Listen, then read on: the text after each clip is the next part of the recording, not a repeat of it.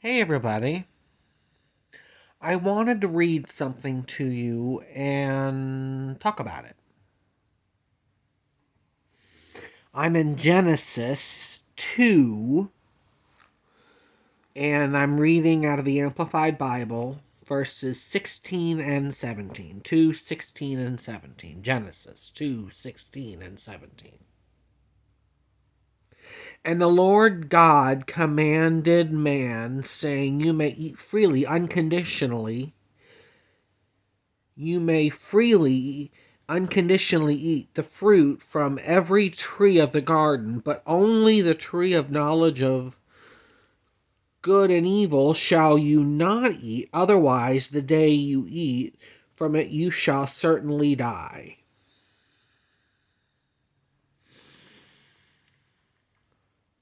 I think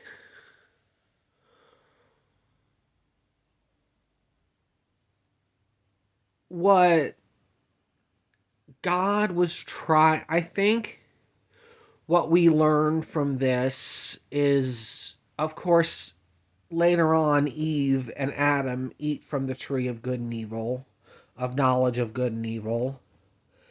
And what we know from this is that I think God was trying to say there are just some things you don't need to know. And unfortunately, there are just some things you'll never know.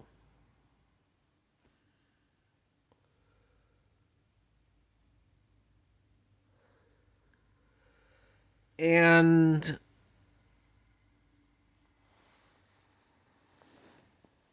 in God's infinite wisdom, later on in the story, he ushers them out of the garden.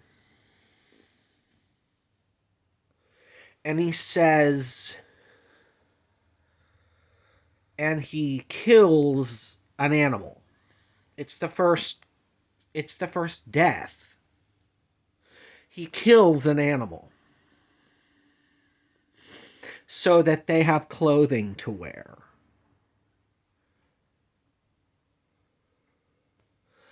And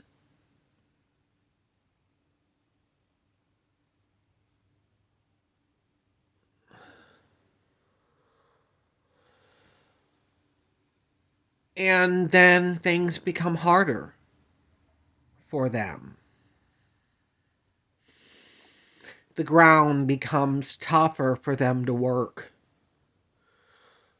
Labor becomes harder.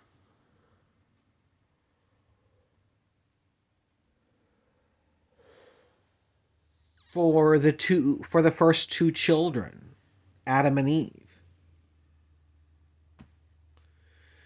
And then things just become more difficult.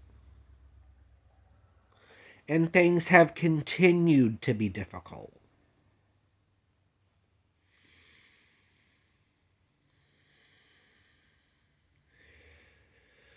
But the solace in that is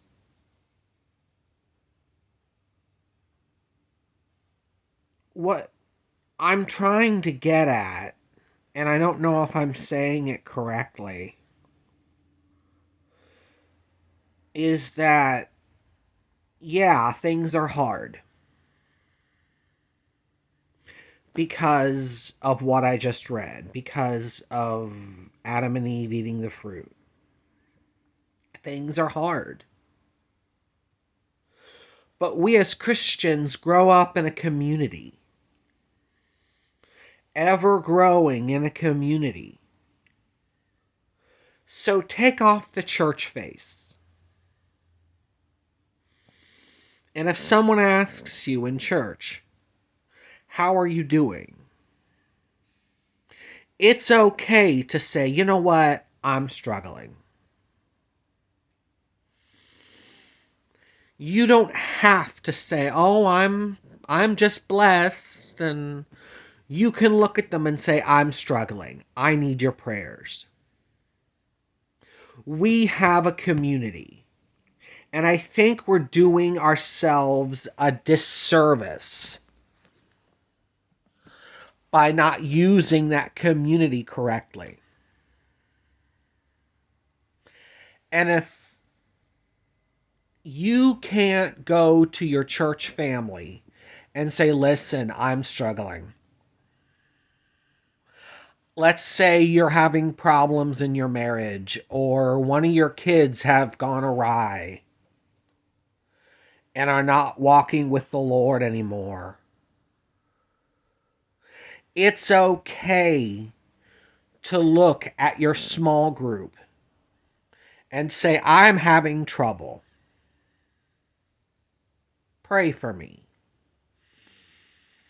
One of my kids is not walking with the Lord anymore.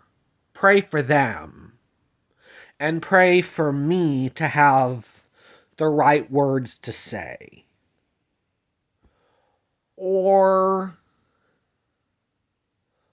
look at your church family and say, you know what, I really just need your prayers over a private matter.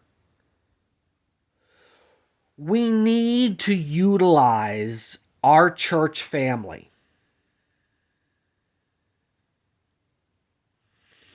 And I don't think we're doing it correctly.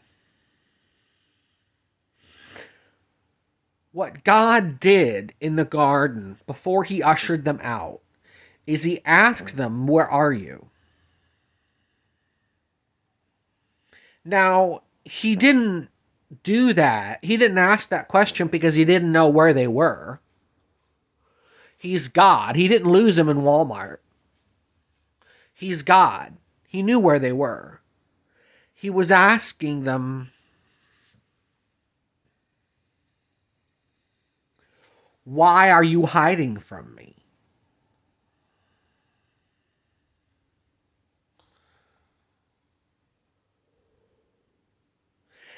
And then it goes into, and then they answer the question.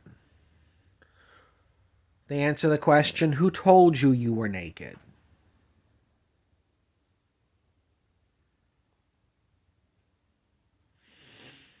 You see, by not telling what we're really feeling in the presence of our church family, we're doing God a disservice. Because we're keeping all of our problems inside of ourselves.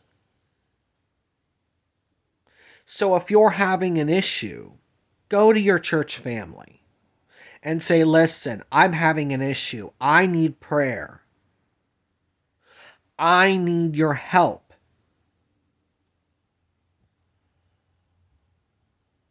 I need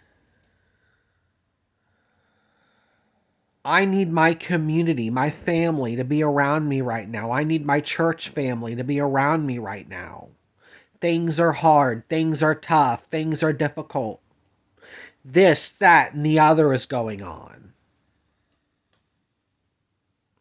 And that's what the church family is for. That's why we come together, to help each other through the hard times and the good times.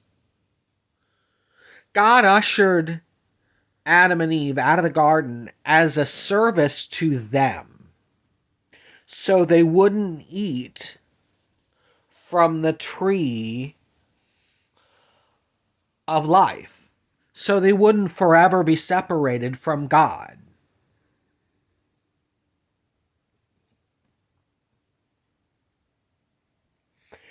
And as hard as life is, we have a place to go, not only not only talking to Jesus through prayer, but our church family. You need to utilize that. Take off the church mask